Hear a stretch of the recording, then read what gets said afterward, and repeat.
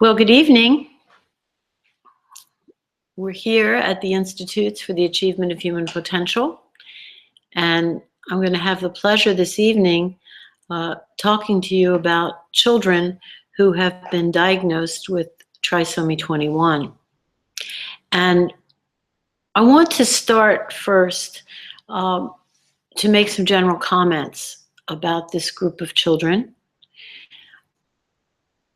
Of course, if we go back in our own history here at the Institutes, in the early days, when we went from seeing stroke patients and adults with trauma to actually treating children, we did not at that time accept children who were diagnosed with Down syndrome.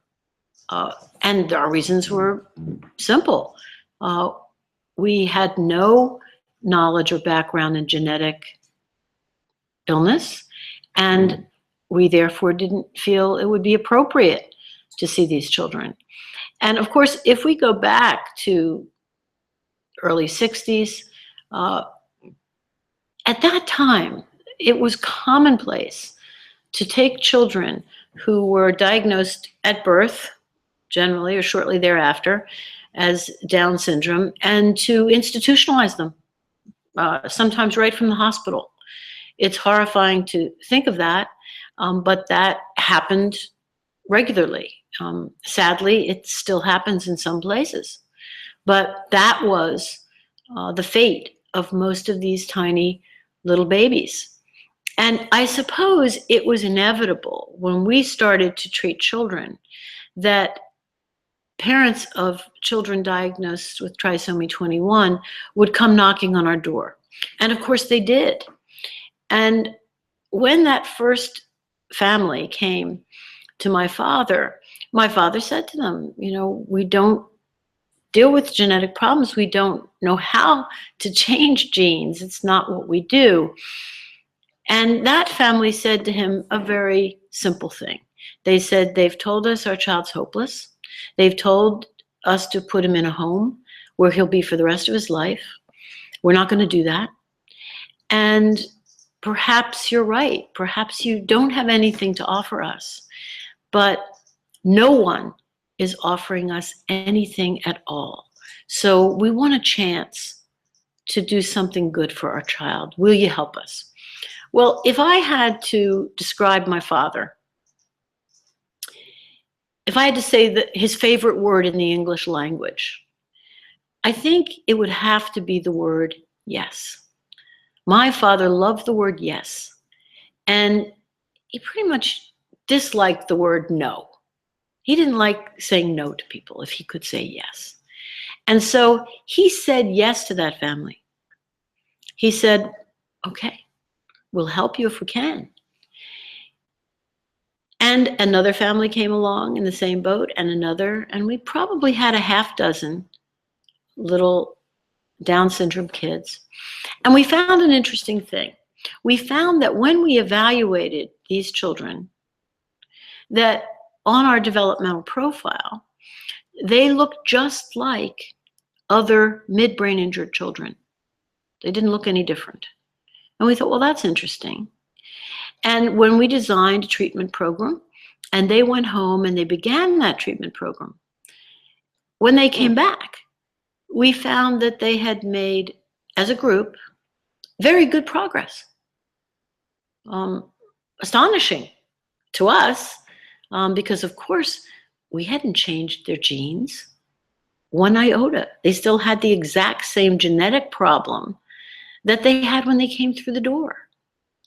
What was happening? Well, we treated more of these kids.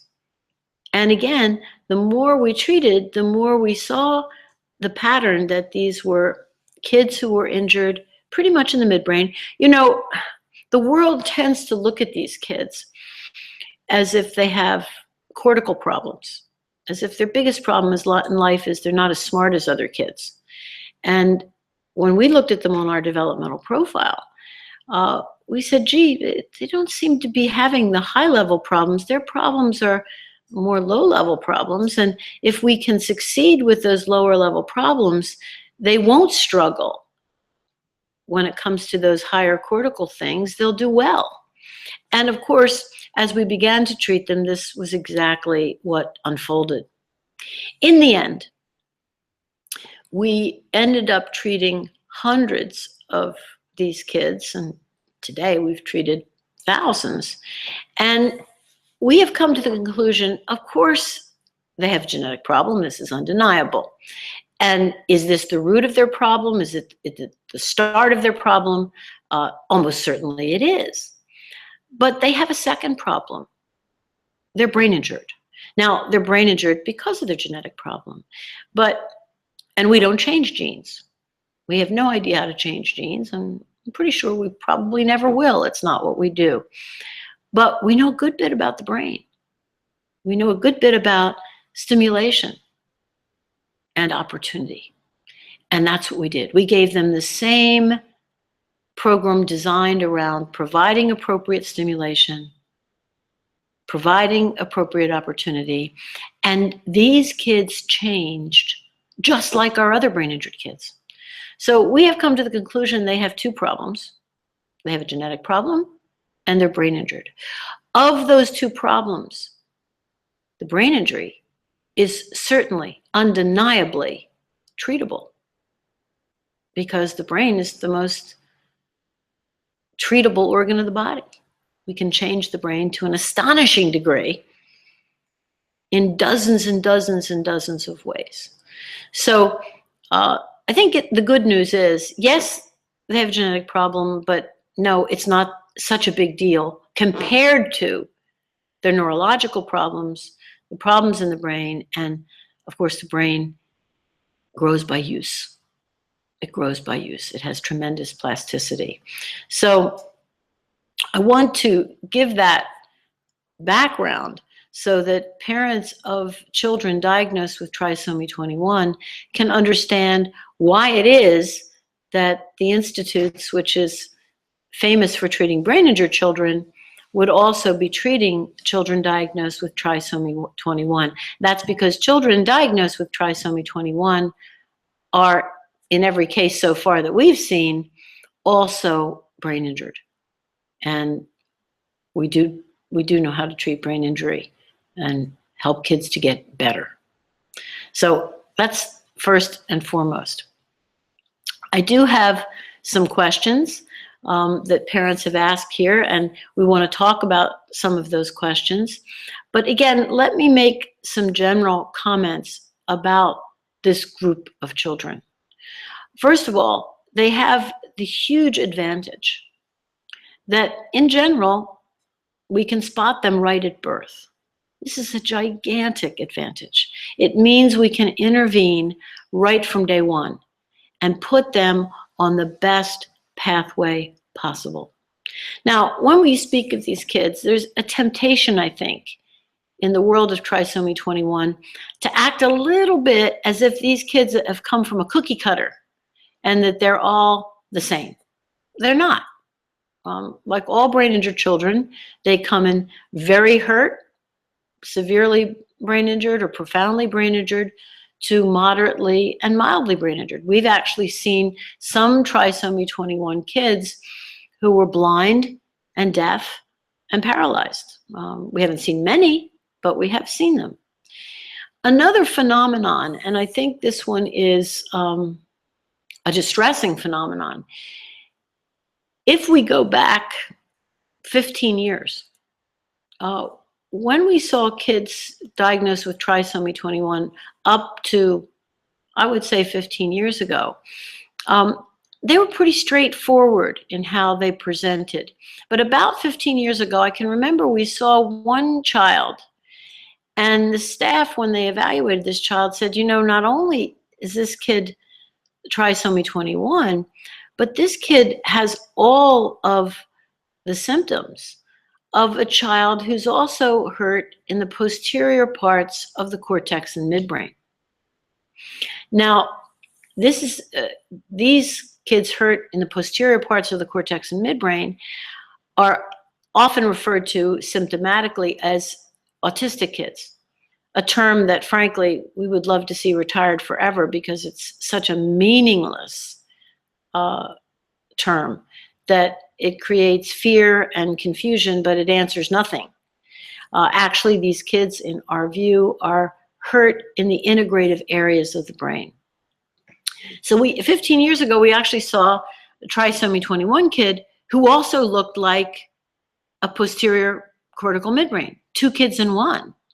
And we were quite surprised by that because we'd never seen it before. Now it's 15 years later. And I must tell you that a very significant number of the trisomy 21 kids we see today also have been given the label of autistic before they arrive here.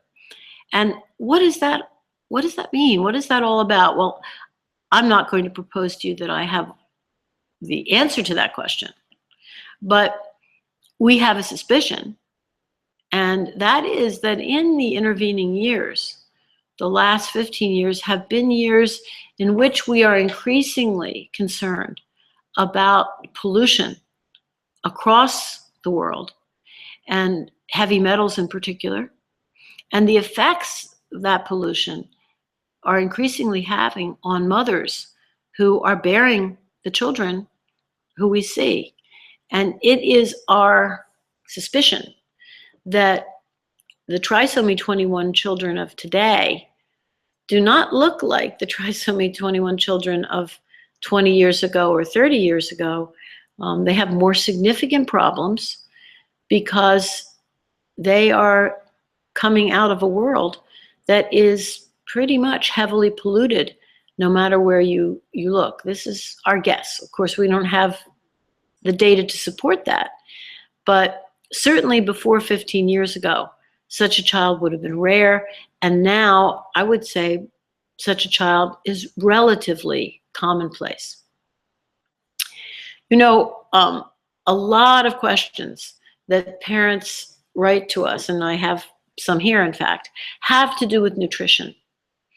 And this is a huge area. And these are the correct questions because nutrition is of enormous importance. Certainly we have done webinars that touch on this, and we'll certainly do webinars in the future just on this subject alone. But since tonight we're talking about trisomy 21 kids, why don't I focus a little bit on the nutritional challenges for these kids? And I want to start by saying, in this group of kids, we have found that dairy products are particularly a disaster. So one of the very first things I would do if I had a trisomy 21 kid is make sure that they are not consuming cow's milk in any form. And I have to say that single change nutritionally will probably bring about better health almost immediately. Trisomy 21 kids have problems often with ear infections, upper respiratory infections, and it's our opinion that for many of these kids, they're caused by dairy products. So the first step, I think, would be to take out dairy products. And we're going to go into in future webinars why that's so important. But if you have one of these kids, for 6 weeks, I'd take out dairy products, put a dot on the calendar, and ask yourself 6 weeks from now, is my kid better or is my kid worse? And I think you'll find your kid is much, much, much better without those dairy products. Certainly, with any child, you want to make sure that your child's getting a balanced diet in protein, carbohydrate, and fat. That goes without saying. And a wide variety of foods. Again, with our Down syndrome kids, they are very smart by and large, and they're very determined in their personalities, and they very frequently have pretty much a stranglehold on mother, father, grandmother, and anybody else who may be feeding them. So they often arrive with a very narrow diet because they have taught mom, you can feed me this, but don't feed me that. And so they end up on this narrow diet. And of course, a narrow diet is always an unhealthy diet. It means they're eating the same foods day in and day out. So right from day one, right from the first time you start feeding your little Down syndrome baby, you want to be feeding as wide a variety. When you're actually shifting from breastfeeding to beginning food, you want to make that the variety of the foods you're offering the widest variety possible. You want to never, ever use baby food, but make everything fresh. You want to make food freshly in time. Don't make, if you're blending food, don't blend it for the whole day. Only take the fresh food you just made, blend it, feed it to the baby, and then you're finished. This is so important. So don't take your fresh food and make it into commercial baby food by batching it, putting it in jars, putting it in the fridge, freezing it, none of that. Make everything you make fresh, blend it, feed it. If there's anything left over, throw it away. So everything fresh, what you're eating for your meal, you take those good healthy vegetables, poultry, or meat and make it for your baby. But never, never batch the food. That will also make a big difference. And again, you can keep increasing the variety in a gradual way, in the way that would be safe and appropriate for a young child. Those things will help you to make an environment for the baby, environment for your baby's brain that will be a much happier one than baby food and dairy products. That's for certain. I think the other general comments I want to make about intellectual things, with this group of children, generally, for as long as there have been trisomy 21 children, the world has assumed that because they look different, because they look, in the world's view, funny, that somehow they automatically don't understand and aren't as intelligent as the next kid. Our experience has been entirely the opposite. Since we can spot these kids at birth, and since they often come to the institutes as very young babies, sometimes mother even enrolls and gets on the waiting list when she's pregnant because she knows she's going to have a trisomy 21 baby. Since that is the case, we can take advantage of the fact that that baby can start right from birth or shortly thereafter. And if we do that, we will find very quickly that these are very bright babies, very tuned in. They can be very focused and very responsive, even very communicative, if we've given them the opportunity right from birth. If instead of that, they're born into an environment where no one really thinks they understand, no one really thinks they're going to understand, then of course they're treated very differently. And that becomes a self-fulfilling prophecy. If we put a well baby in such an environment, the well baby would not prosper. And he would not do nearly as well. That would be, in essence, a deprived environment. So we want to put the little Down syndrome baby into that enriched environment where there is appropriate stimulation and appropriate opportunity all the time, all the time. And a very high expectation goes along with that. Of course, we teach our babies to read, and you can learn about that from the book, How to Teach Your Baby to Read. You can get that. A huge number of libraries have the book. It's been in print, in hardback for 50 years. There are very few books in the history of the world that have been in hardback for 50 years. So it's very available in libraries. You can get it absolutely free. You can go up to Amazon and you can find it at every price you can imagine, from 50 cents up to the third edition, the brand new third edition, and everything in between. So I think if I had a trisomy 21 kid, I think the first book I might get would be that reading book.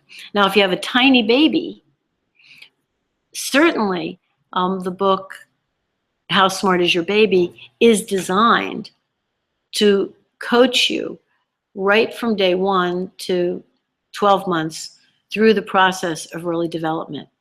And again, that book is a more modern book. We've published that more recently. So some libraries would have it, but maybe not all libraries. But you can certainly find that up on Amazon as well. Again, this book is going to teach you about the developmental profile. And that's going to be huge for you to understand the developmental profile. You can put your baby on the developmental profile. It'll teach you in a very detailed way how to evaluate the baby. How is the baby doing visually? How is the baby doing auditorily? How is the baby doing tactily? These 3 sensory pathways that are so important for your child's development. It's then going to teach you how to evaluate the motor pathways, mobility, language, and manual competence. So you'll be able to see what the baby should have right at birth, and that at each stage between birth and 12 months, what should be happening with the baby. And most importantly, it's going to say, here's the program you should do to make this level of ability stronger or to establish the next level. So I strongly recommend the book, How Smart Is Your Baby? The only thing bad about that book is the title. That is not the title we would have given the book in a million years. That's the publisher's title. I don't think the book even talks about smart. It talks about the development of the baby. It's really the owner's manual for a baby.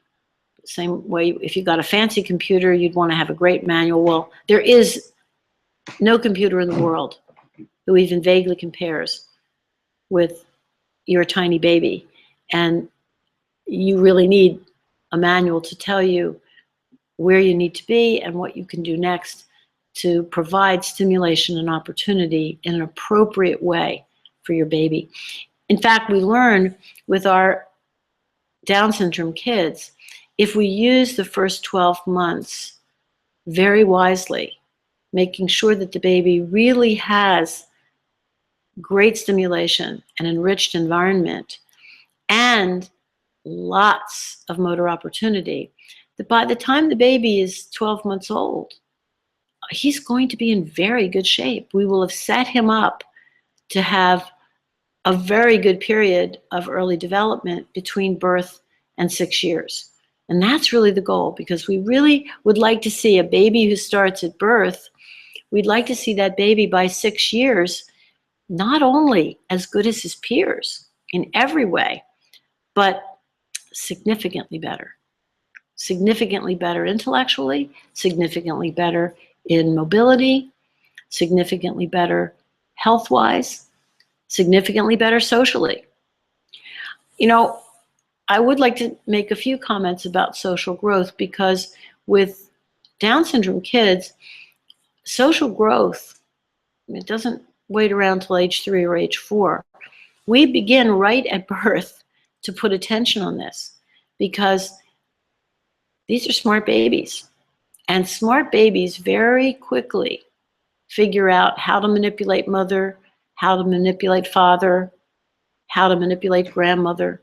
It's not uncommon to see a 3 or 4-year-old Down syndrome child who is totally running the household, lock, stock, and barrel.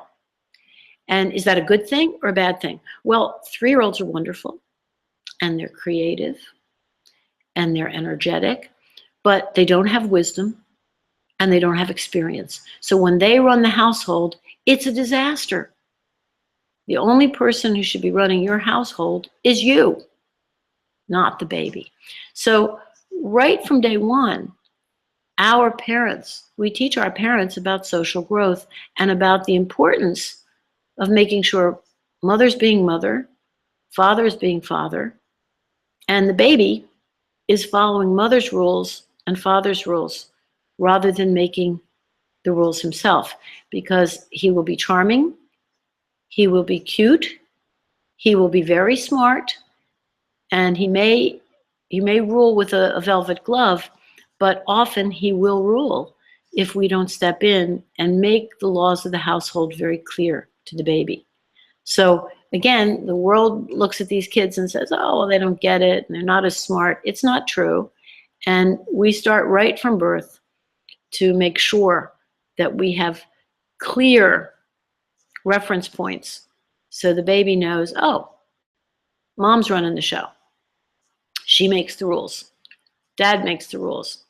And once he has that environment, then things go very, very smoothly. And the baby's much happier in that environment. As for physical things, for this particular child, the physical program is of the greatest importance in the first 12 months, because this is a baby who will be completely sedentary if permitted to do so.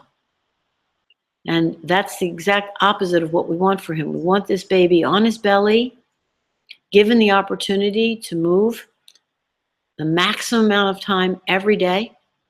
We want to give the baby goals so the baby has a reason to move and a desire to move, so that we get that baby moving from point A to point B on his belly at the earliest possible moment. Because we know if we don't do this, that baby will, in all likelihood, by 12 months, he still won't be moving. He'll be essentially immobile. When by 12 months, he really should be up on his feet and walking. So we're going to put a lot of time and energy and opportunity there for the baby, so that the baby really does use time on his belly to get crawling and to get up on his hands and knees to creep. And a big, big reason why this is so important for this particular child has to do with breathing. If you ask us, what's the single biggest problem for the Down syndrome baby, we would have to say to you, respiration. Their breathing is shallow, it's sometimes irregular, and it's almost always immature.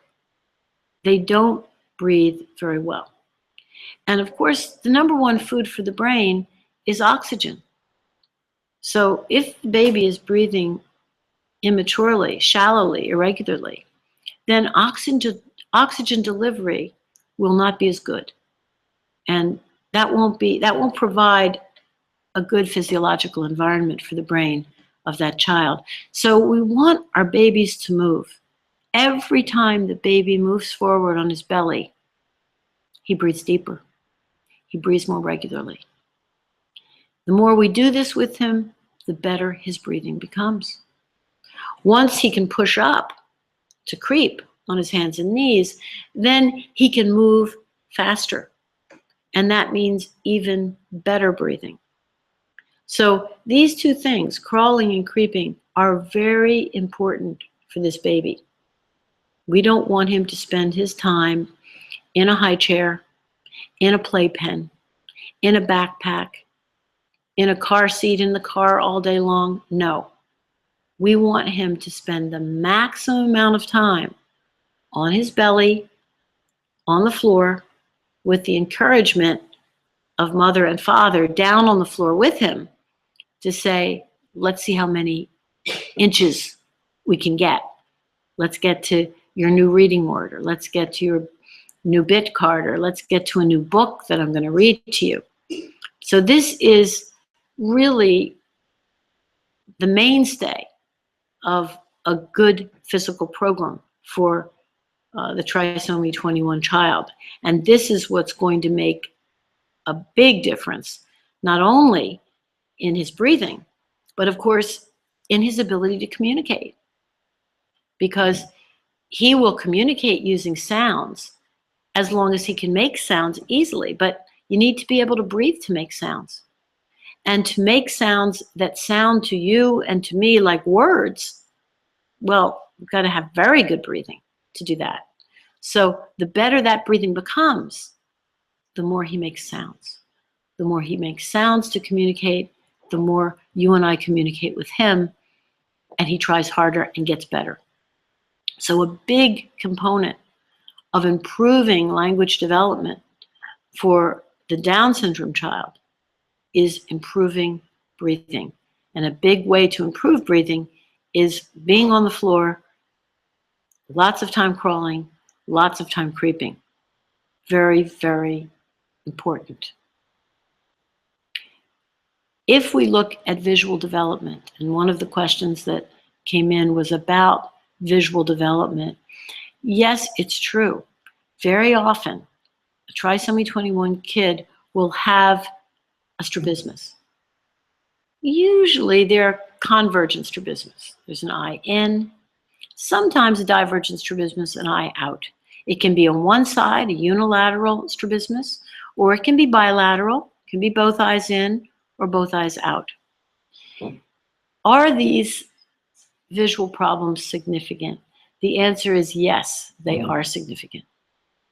If we don't successfully improve the visual pathway for these kids, it's going to cause all kinds of problems for the child in higher level function, particularly in reading and in writing. How can we improve visual problems of this sort? Well, first of all, these visual problems are a very common denominator in brain injured children. Virtually every severely and profoundly brain injured child who we see has this kind of visual problem. And this is because the visual areas of the brain are very sensitive to injury.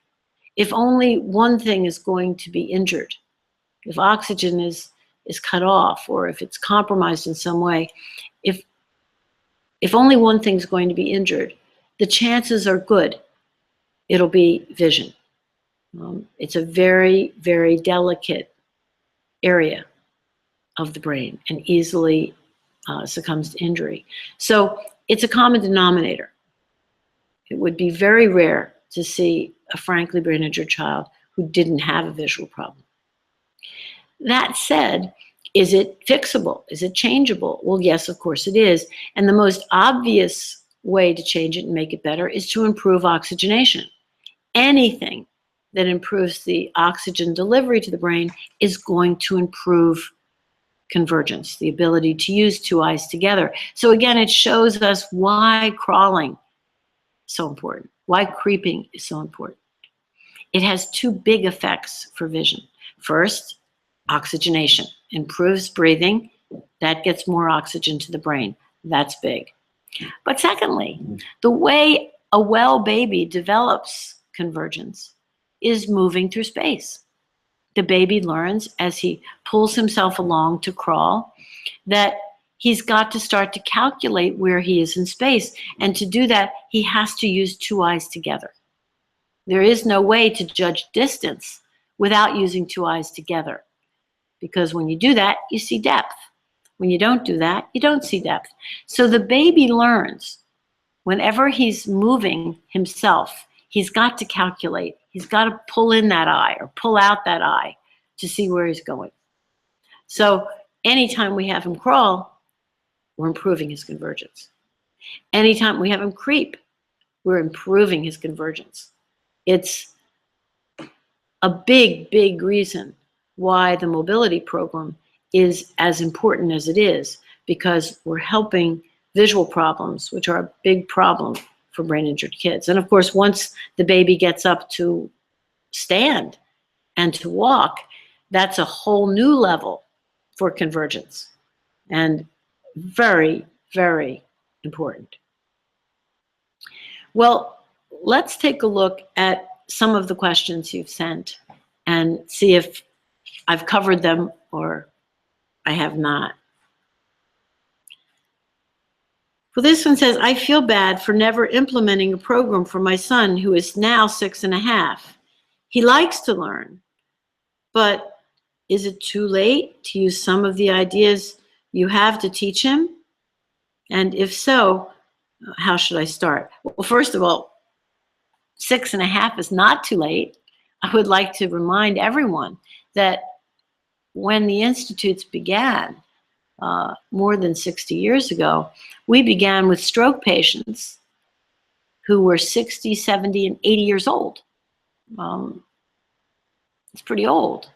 And we were able to make changes very much for the better for those adults who had severe and in some cases profound injuries. So I don't think 6 is too old. I think it's fair to say that no matter when a family finds us, whether they have a 2-year-old or an 8-year-old or a 5-year-old or a 10-year-old, doesn't matter. They always say, oh, I should have known about you 2 years ago. Of course, they always feel this way, and we understand that. We feel the same way, but 6 is not too old. Of course, he likes to learn.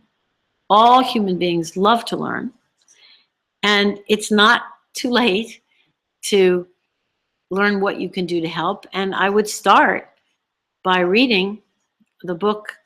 If you haven't read the book, What to Do About Your Brain and Your Child, you'd certainly start there. But if you already have, then I would say How to Teach Your Baby to Read would be a very good place to begin, so you can get started on a reading program and get your child off the ground. And you know that in addition to the reading book, there's also a reading DVD, and you might find that very helpful. And there's even a reading kit with materials as well to make it a little easier to get started.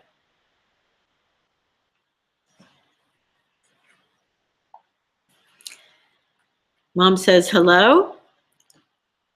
My son has Down syndrome, and I wanted to ask about the ways to help correct strabismus.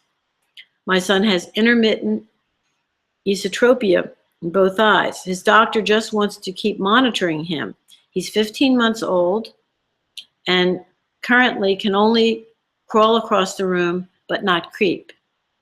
What are some ways to help him work on true creeping with his hands and knees on the floor? Thank you so much.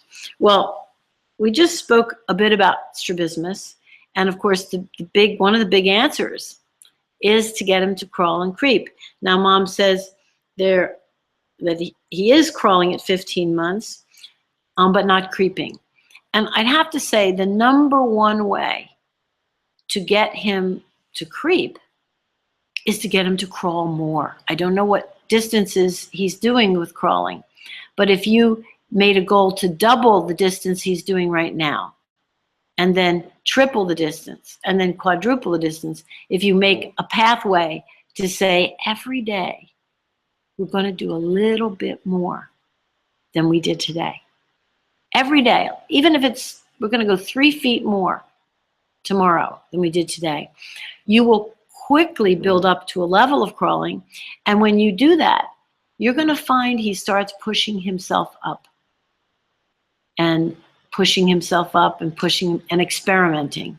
And then one day he'll be right up on his hands and knees and starting to move forward. So the most powerful way to get creeping is to do more crawling, a lot more crawling if you can.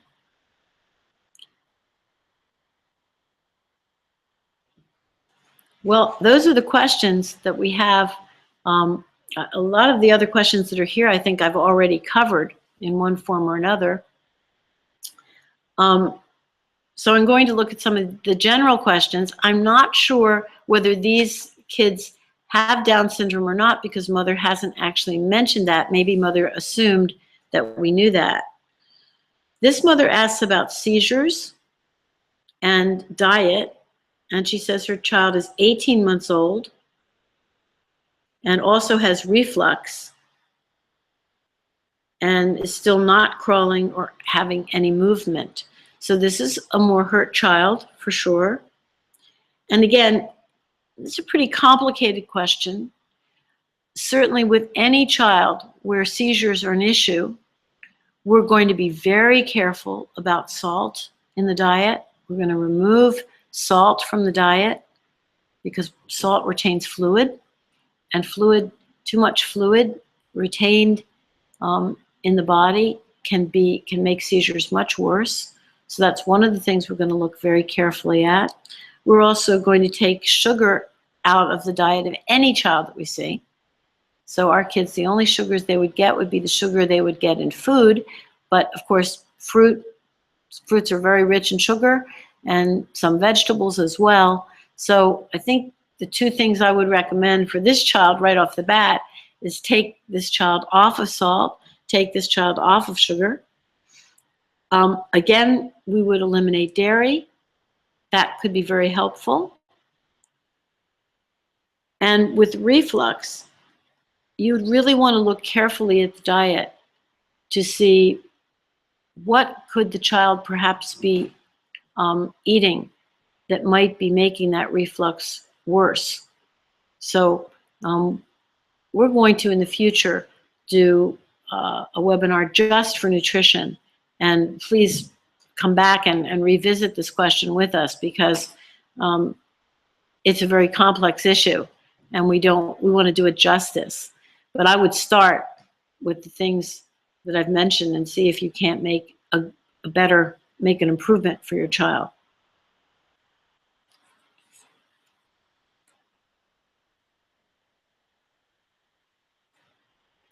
Here's another mother who's asking food questions, and this is about a child who also has very developmentally delayed and big mobility problems.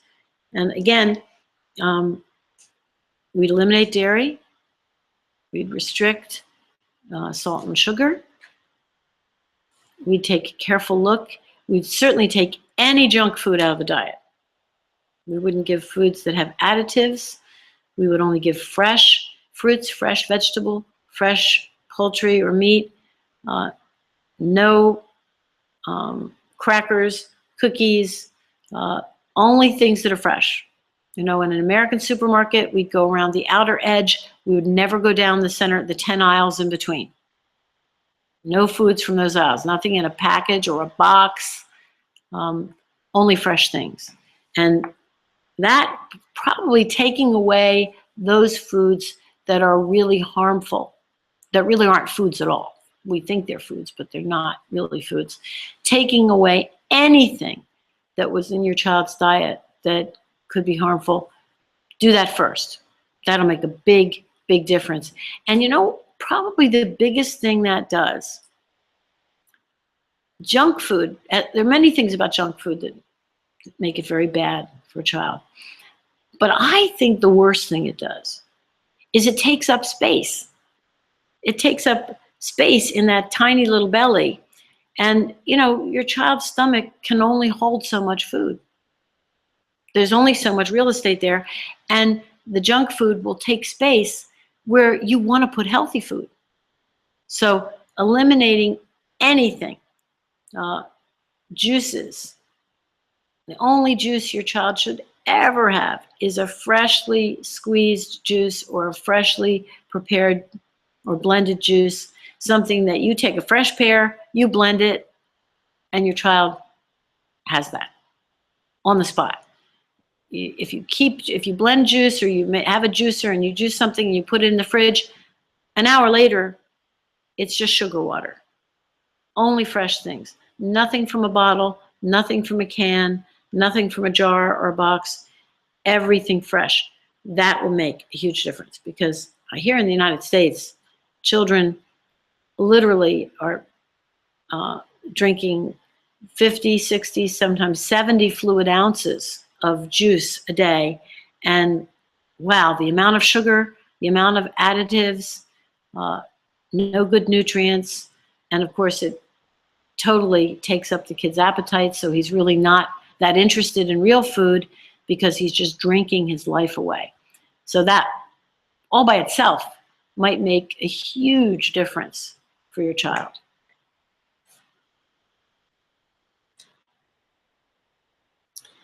Well, this mom says that her child really spends the day doing things that are not productive. Putting her hands in her mouth, touching her head, grinding her teeth. And because she's doing this, she's not doing anything productive. She just does this. If left alone, she will simply do these things repetitively. And mother watches her all the time. She never leaves her alone for a second. And again, I think that, the purpose of our program is not to keep a child busy. But of course, since our program is a very intensive program, it does keep a child busy. Our kids pretty much are doing a physical program or an intellectual program or their social program throughout the day with mom. And so they don't have time to be biting themselves or grinding their teeth or doing all. You could probably write down 300 things that hurt kids do that drive you crazy. And by the way, every one of those things has a reason. They're not one of those things is to drive you crazy, you can be sure. Every one of those things has a good neurological reason why the child is doing that.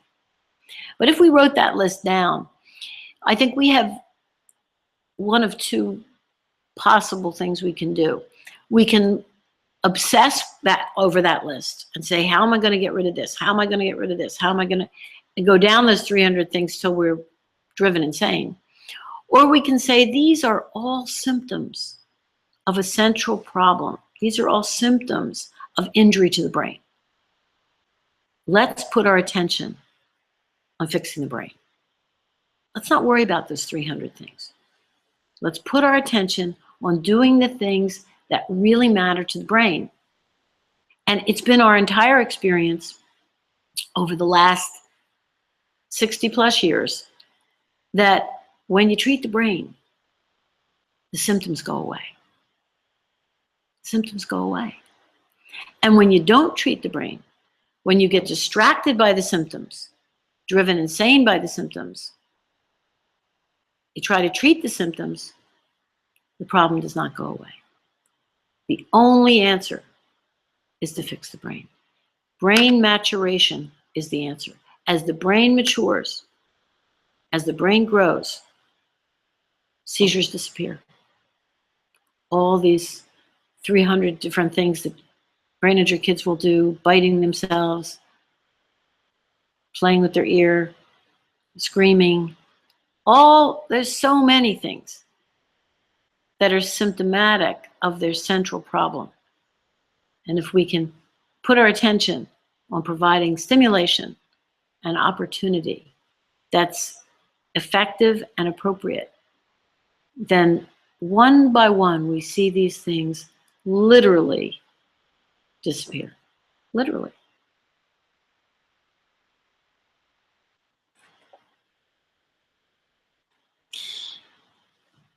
Here's a mother or a father who says their child is 18 years old. And is it still possible to start something and benefit? And the answer is, it's always possible. There's always hope. We would never say, this child is too old.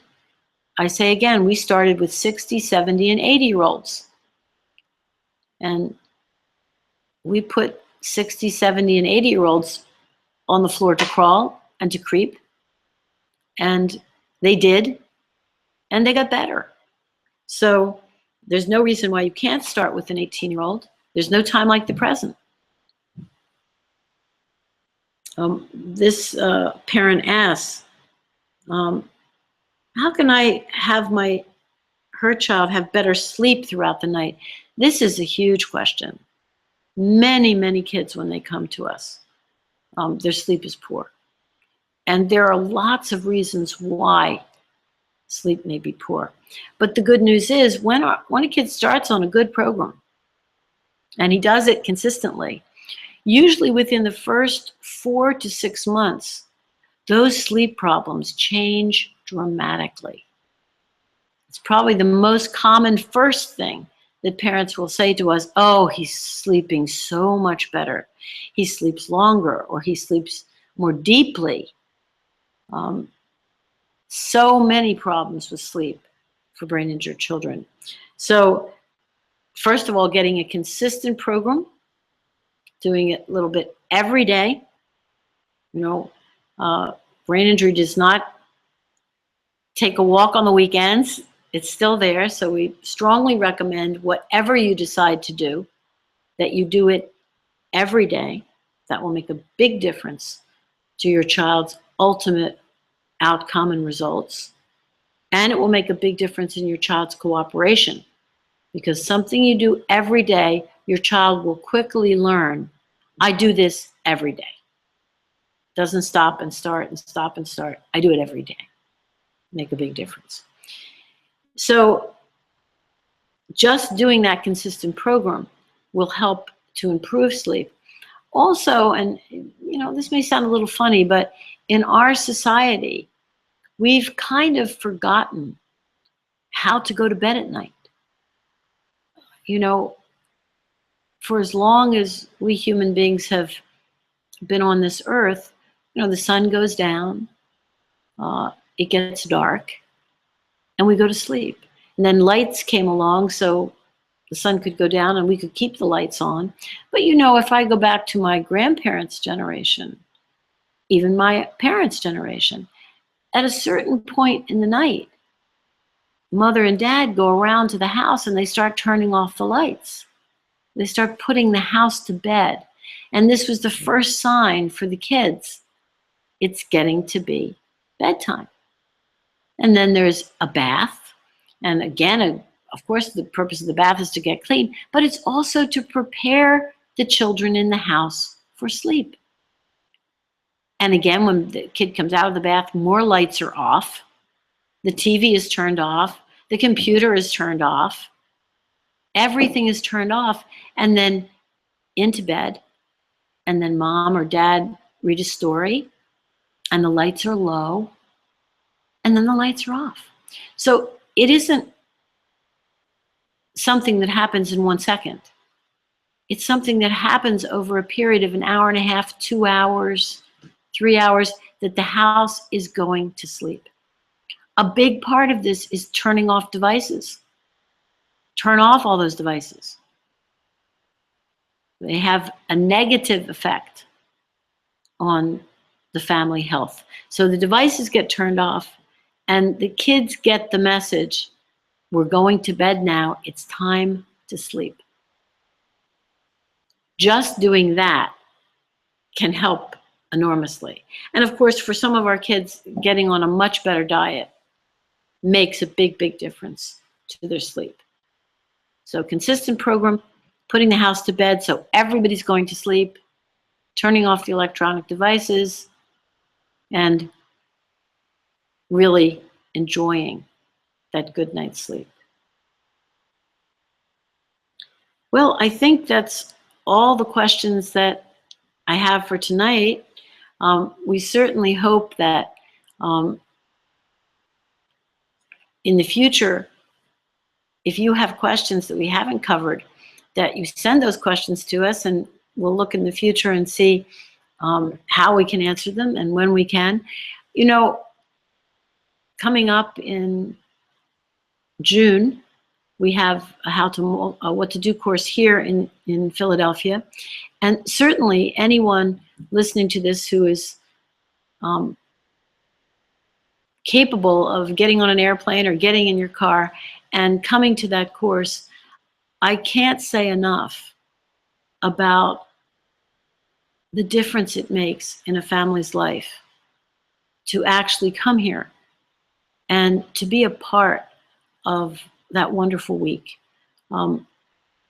Yes, to learn about how the brain grows, why it grows the way it does, to learn how to create the ideal physical program for your child, to understand intellectual growth and how to know how to set up a dynamic intellectual environment in your house, to know the things you should do physiologically and the things you should not do that could hurt the brain physiologically.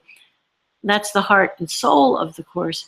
But I also think that a big thing in the course is for parents to come and be with other parents who have hurt children, who have also been searching the world over to find an answer, and to realize that you're not alone.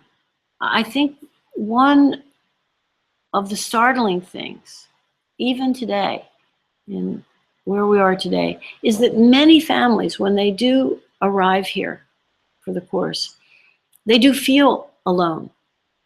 They feel essentially abandoned.